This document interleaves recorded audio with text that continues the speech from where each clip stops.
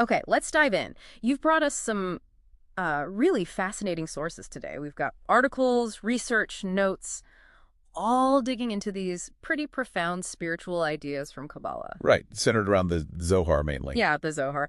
And connecting it all, sometimes in startling ways, to what's happening in the world right now.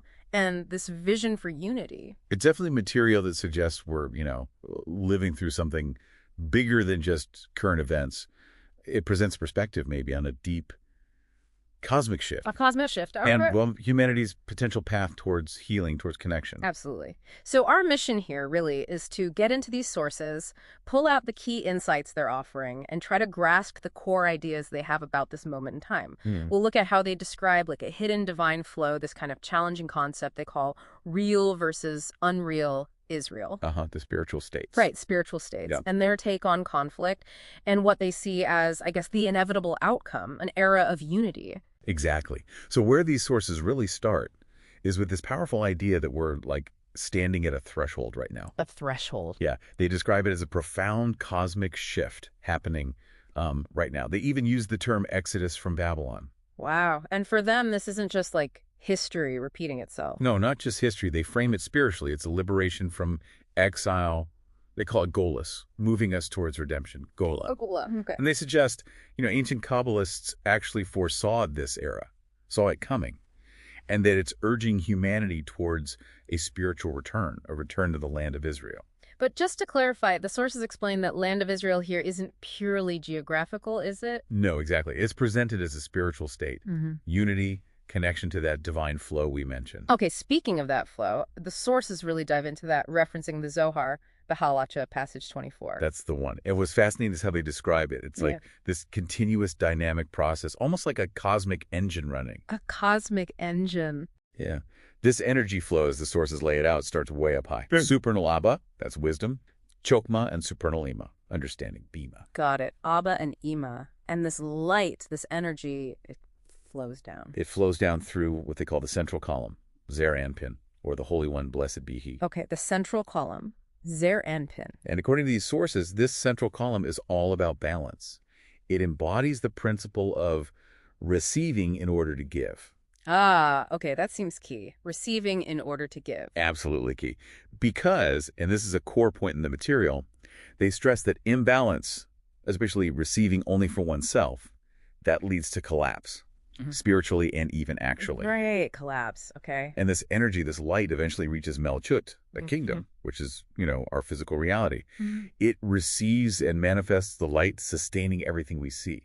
It's like the divine blueprint playing out. So if that's the engine, the divine flow, the sources then introduce this really critical concept for understanding how we interact with it, this idea of the two Israels. And they're very clear, this isn't about nations, is it? It's about fundamental spiritual states. Precisely. Real Israel, in their framework, well, that represents unity. Connection to this divine light we're talking about. It's the path of Tikkun Olam. Repairing the world. Yes, repairing the world. Aligning with that principle of balance, receiving in order to give. Okay.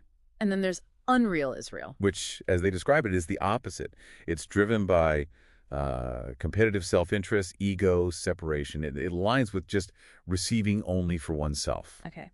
Now, this is where the sources make a connection that's quite pointed, potentially controversial for some. It is. They link this concept of unreal Israel directly to the term Hamas. They state, the Hebrew word Hamas itself means violence. Okay. And the sources interpret the violence we see in the world as a manifestation of this unchecked selfish desire, this desire to receive for ourselves alone.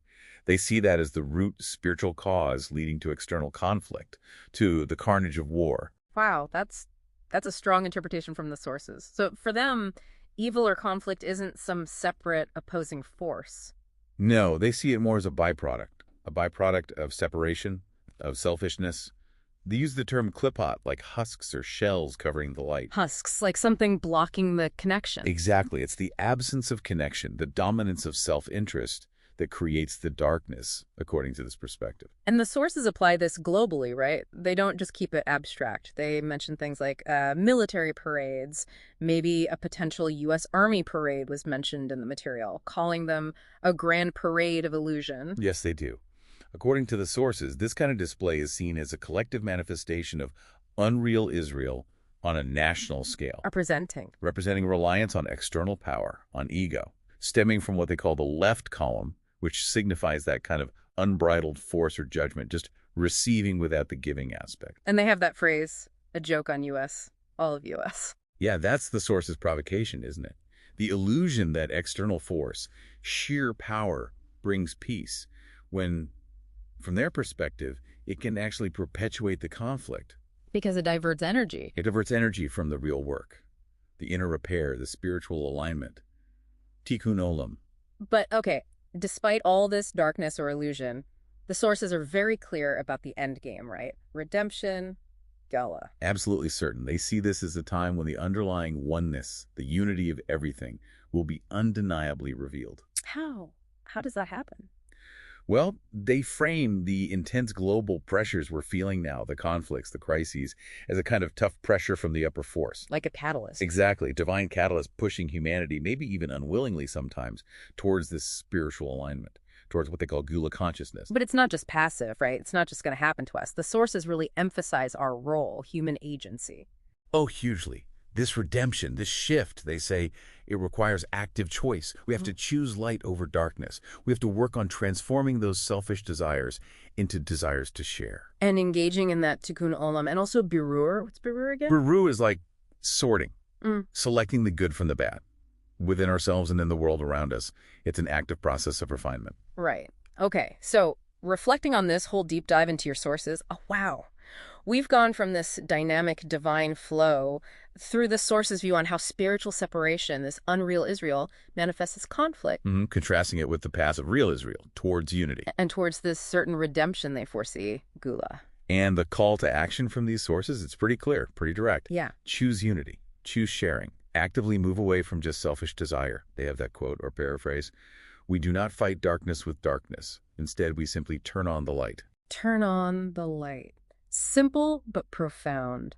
And connecting this back to you, the listener, these ancient concepts interpreted through these specific sources you shared, they offer a really powerful framework. Maybe challenging, but powerful. For potentially understanding the complexities we're all facing today, yeah. And they highlight this potential within each of us and collectively to actually influence reality, to move towards something more unified, more harmonious. Which leaves us really with a final thought, a provocative question from the sources for you to consider. Okay, what is it?